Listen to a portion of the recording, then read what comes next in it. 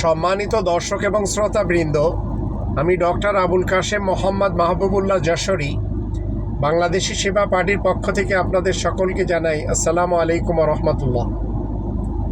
আপনারা সবাই জানেন আমি জালেমের বিরুদ্ধে একজন মাজলুম হিসেবে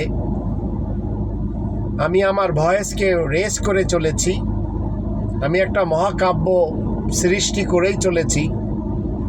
আমি কোনোভাবেও দুই শ্রেণীর লোকদেরকে শান্তিতে থাকতে দিতে চাই না, যারা দুর্নীতিবাজ পলিটিশিয়ান আর ধর্মজীবী মোল্লা।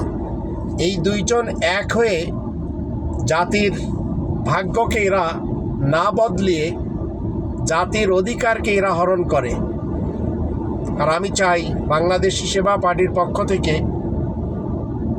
সুযোগ পেলে এদেশের খনিজ সম্পদের অর্থ প্রত্যেকটি নাগরিককে 1 কোটি টাকা করে হলেও বুঝিয়ে দিতে, যেন গরিবি মিটে যায় আর সুন্দরভাবে সবাই বাঁচতে পারে রাজার মতো করে।